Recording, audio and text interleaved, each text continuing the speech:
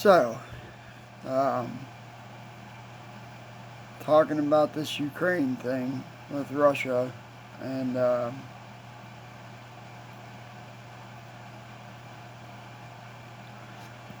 you can't trust anything that we're hearing or seeing. They're using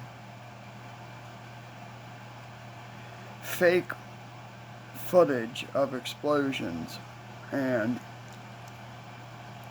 gunfire and anything else that they can use to make it look like Russia's done this massive invasion. Now, I'm not over there, so I can't say what is happening. But I can show a few things on here. So,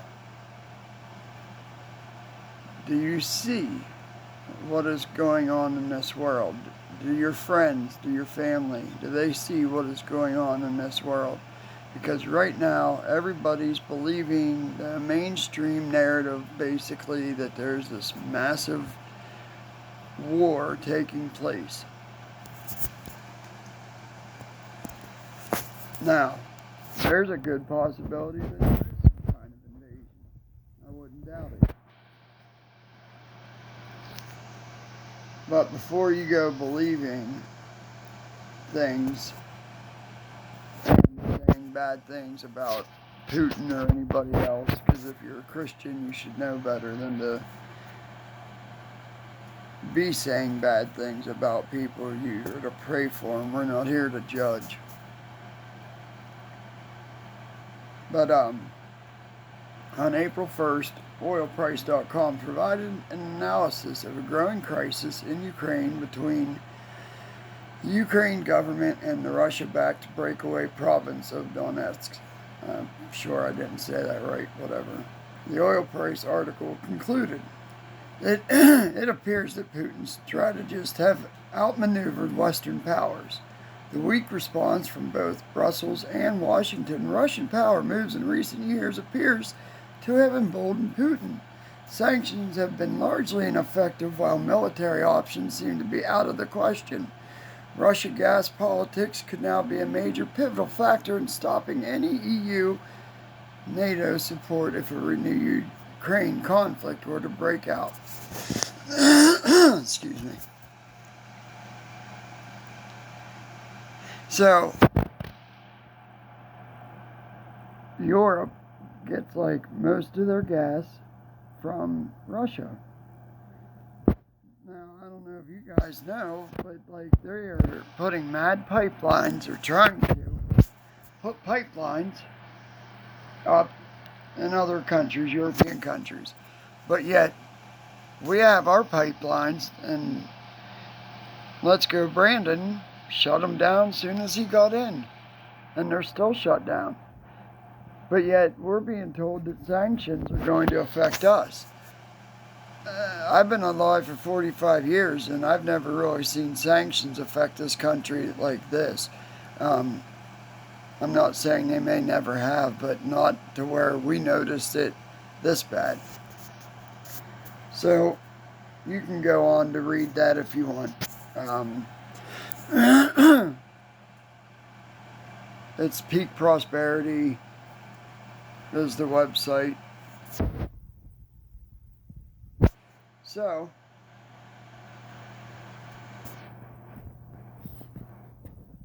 did you know that we are in the business of overthrowing other governments? And here's a report that there are 14 governments the U.S. has overthrown. Here's a list of them. Again, you can go back and read this stuff if you want. So, funny that that's what we're in the business of doing.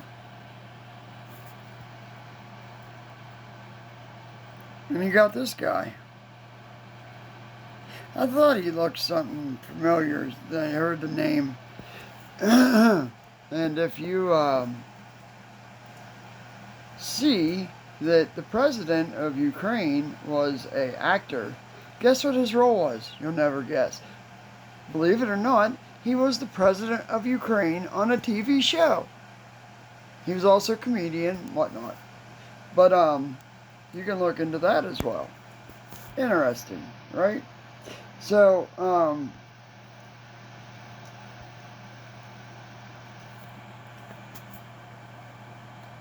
wonder why Russia's sanctions are supposed to be a big deal, but yet right here, why sanctions on Russia aren't targeting oil and gas. Imagine that. That's from Time magazine.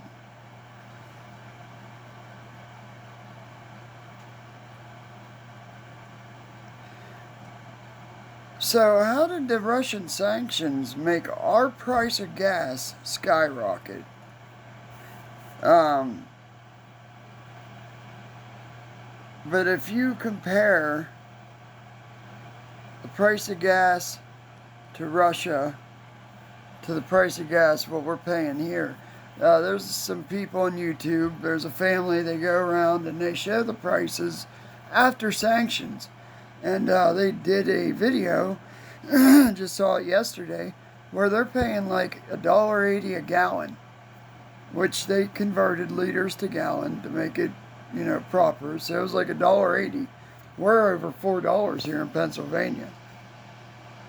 So why does it look like Biden put sanctions on us? Not only did he shut down the pipelines, destroy 11,000 jobs, but now we're paying outrageous through in gas. We have the biggest oil reserves or oil fields untapped in the world. We would be like Saudi Arabia or United Arab Emirates if we were to tap into that. But see, John Howler, if you watch his YouTube channel, he explains how the banks won't finance anything gas pipeline related, because that is the United Nations 2030 agenda of the Great Reset.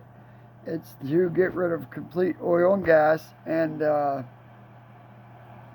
they want to shut down all oil production, get rid of cars, move everybody into smart cities, and they moved their agenda up from 2030 to 2023.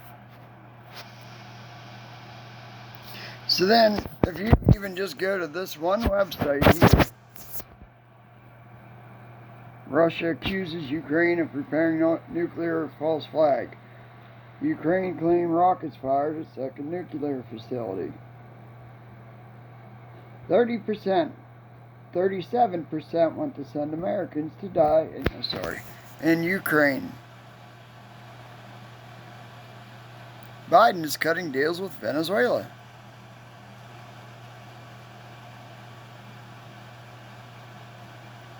So, when you go through this, you see a lot of stuff like that. And,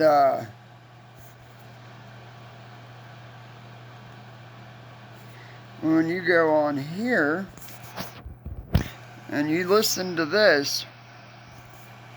Well, I have to say, I think it's very sad when Germany makes a massive oil and gas deal with Russia, where you're supposed to be guarding against Russia, and Germany goes out and pays billions and billions of dollars a year to Russia.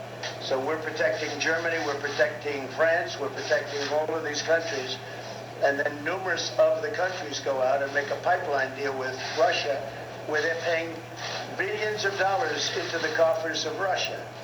So we're supposed to protect you against Russia, but they're paying billions of dollars to Russia, and I think that's very inappropriate. And the former chancellor of Germany is the head of the pipeline company that's supplying the gas.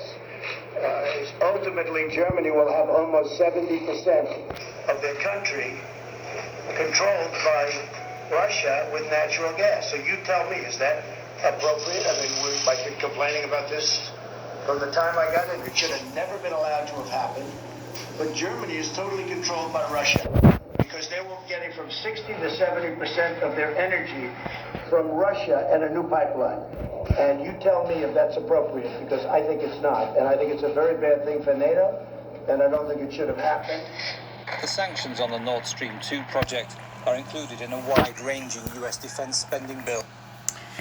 So, you can go back on and watch more of that if you like. That was from 2018, and where Germany gets so much gas and oil, natural gas and oil from Russia, and that's still going on today. I'm not trying to make a high quality video on this. I'm a nobody, and I'm just using an old tablet to do this. But, like, I go around and everybody's so just not even close to the truth, and you can't wake anybody up anymore. Like, you hear about, oh, Putin's so evil, and he's such a bad person, and this, that, and the other, and it's like, we don't even know what's going on. Maybe Putin is fighting against this great reset, and it's, did anybody not notice that the whole world, for the first time, is joined together against one enemy? Russia, Putin. Funny, because that's the World War III ends. In the Bible, it's all the world joins together to fight against Jesus coming back in the clouds, and it's like, how can't people see this stuff? I mean, it's so obvious.